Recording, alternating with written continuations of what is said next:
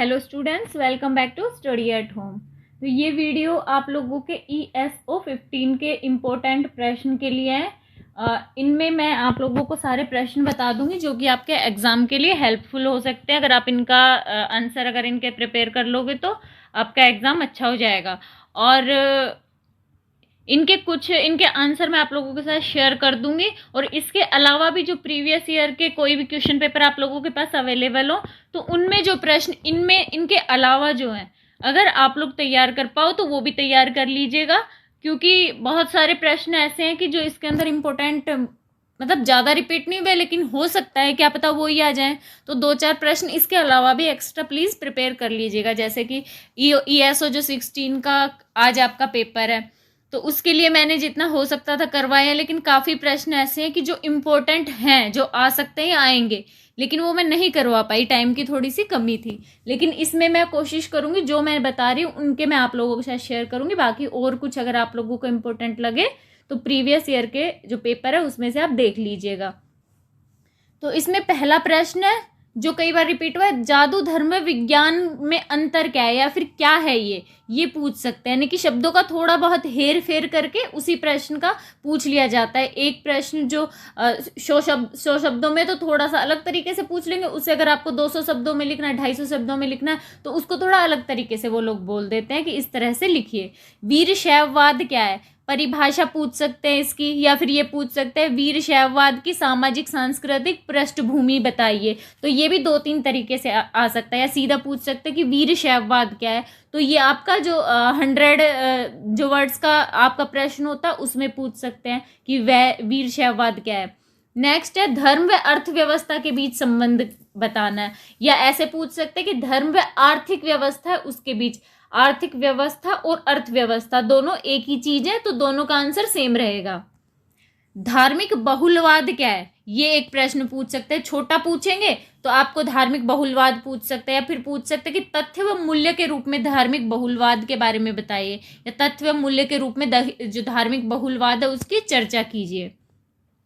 Civil धर्म या नागरिक धर्म क्या है उसकी परिभाषा पूछी जा सकती है, उसकी विशेषताएं भी पूछी जा सकती है। नागरिक धर्म की विशेषताएं बताइए।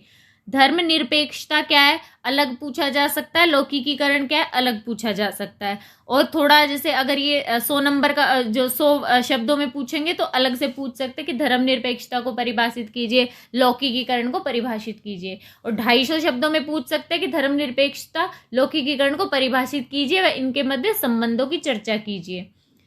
तीर्थ यात्रा का सामाजिक महत्व क्या है, या इसका पूछ सकते हैं कि टर्नर के अनुसार तीर्थ यात्रा का क्या महत्व है। अब यहाँ पे 2 प्रश्न आपको अलग अलग लग रहे हैं, लेकिन टर्नर ने जो तीर्थ यात्रा का महत्व बताया वो सामाजिक महत्व भी बताया, तो इन दोनों के आंसर सेम रहेंगे किसी भी तरह से आपसे पूछा जाए एग्जाम में। तीर्थ यात्रा व शिक्षा के बारे में बताइए, एक ये छोटा प्रश्न आता है कई बार। जाति व धर्म की संकल्पना क्या है उदाहरण सहित बताइए, या फिर उदाहरण देते हुए जाति व धर्म की संकल्पना के बारे में चर्चा कीजिए या बताइए। इवांस प्रिचार्ड के धर्म संबंधी विचार की चर्चा कीजिए, विचार बताइए, ये एक पूछा जाता है प्रश्न। अनुष्ठान क्या है, अनुष्ठान की प्रमुख विशेषताएं क्या है, ये एक इम्पोर्टेंट है। जीववाद क्या है, जीववाद प्रकृति पूजा। टोटम क्या है, टोटम को परिभाषित कीजिए। या फिर पूछ सकते हैं कि पवित्र बनाम लौकिक के बारे में बताइए। तो जो टोटम है, टोटम या टोटमवाद का आंसर एक ही रहेगा।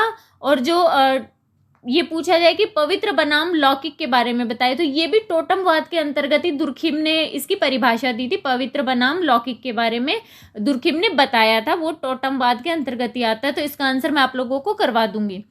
स्टोमेटन क्या है, इसका स्टोमेटन की परिभाषा पूछ सकते हैं, तो आपका 100 वर्ड्स में आंसर अगर होगा, अगर वो लिखवाएंगे तो सीधा इतना आएगा कि स्टोमेटन क्या है। या फिर स्टोमेटन क्या है, इसकी विशेषताएं क्या है, इसके बारे में और चर्चा कीजिए। कुछ भी इसमें ऐड कर देंगे तो वो आपका बड़ा प्रश्न बन जाएगा। वर्जना क्या है, मुकुंदा क्या है, ओक्का क्या है, ये छोटे प्रश्न कुछ इंपॉर्टेंट है। जो नेक्स्ट प्रश्न है जो इंपॉर्टेंट बन सकता है, धर्म के प्रकार्यात्मक सिद्धांत, इनके बारे में बताइए। अब जो धर्म के प्रकार्यात्मक सिद्धांत होते हैं तो उसके अंदर भी कुछ महत्वपूर्ण बिंदु होते हैं, तो उन टॉपिक को लेके भी आपसे धर्म के बारे में प्रश्न पूछ सकते हैं। तो ये वाला भी मैं आप लोगों को करवा दूंगी।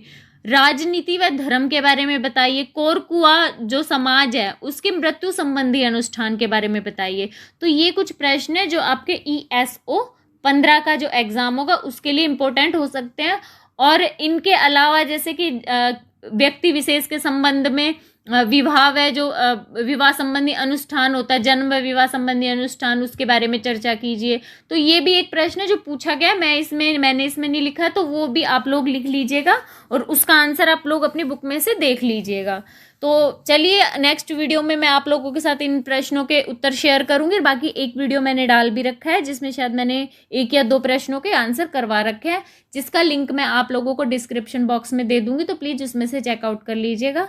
तो मिलते हैं अगले वीडियो में कुछ नए इन्फॉर्मेशन के साथ। वीडियो अच्छा लगा हो तो प्लीज़ चैनल को लाइक एंड सब्सक्राइब जरूर कर दीजिएगा।